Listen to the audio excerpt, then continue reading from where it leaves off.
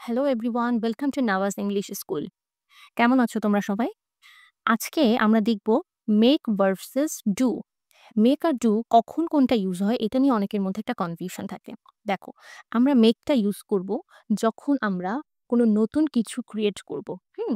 Creating or producing, creating বা produce করছো তুমি কোনো নতুন কিছু, প্রোডিউসিং সামথিং নিউ, যেটার আগে কোনো অস্তিত্ব ছিল না, তুমি এটাকে নতুন করে ক্রিয়েট করেছো।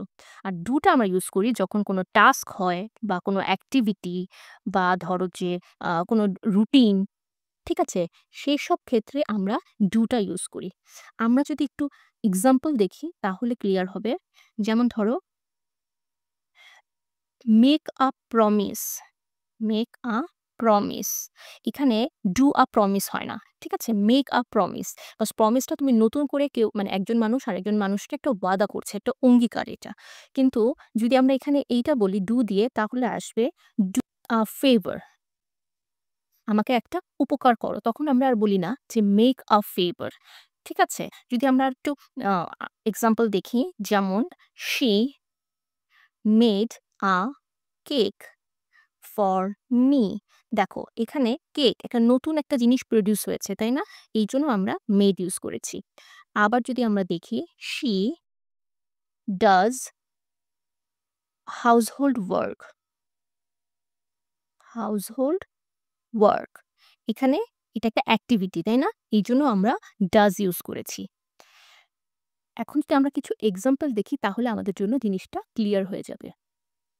Can you dash me a favour? এখানে কি মেক হবে? না, এটা একটা নতুন অঙ্গীকার করছি আমরা। এটা একটা এক্টিভিটিস, নতুন না, মানে এটা একটা এক্টিভিটিস যে তুমি আমাকে একটা উপকার করো বা আমাকে একটা ফেভার করো। এটা একটা কাজ, তাই না? এইজন্য আমরা এখানে ইউজ করব can you do me a favour?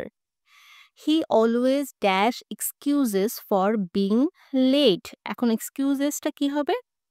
Do excuses নাকি মেক এক্সকিউজেস? এখানে মেক হবে, কারণ হচ্ছে এটা একটা নতুন বাহানা, তাই না? ও প্রতিবার লেট করার সময় এটা ওটা একটা বাহানা। বাহানাটা কি হয় যে, ধরো আমি আজকে স্কুলে যাব না কারণ আমার আজকে পেট ব্যথা। এই যে পেট ব্যথা, এটা একটা নতুন জিনিস ও বলছে, তাই না? বা নতুন একটা বাহানা করছে। এখন he third person singular number, এজন্য এটা কি হয়ে যাবে? Makes. They dash a lot of noise during the class. কি হবে? They made.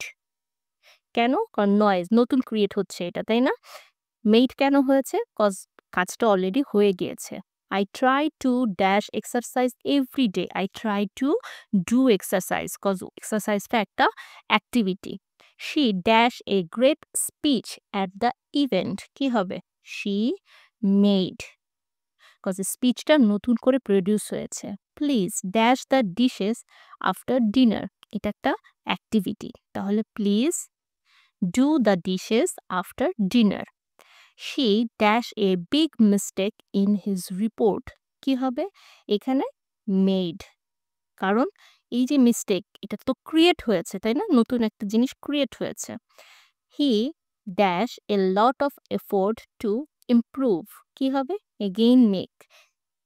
দেখো, এখানে মিস্টেকটা অলরেডি হয়ে গিয়েছে রিপোর্টে, that's why it is in past tense.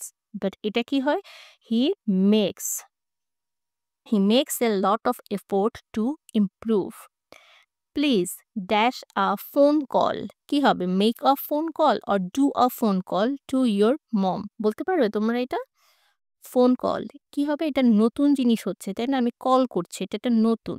এটা অনেকেই ভুল করে, এখানে ডু আ ফোন কল বলে, কিন্তু এটা আসলে হবে make a phone call to your mom. Dash me a promise, অনেকেই বলে ডু মি আ প্রমিস।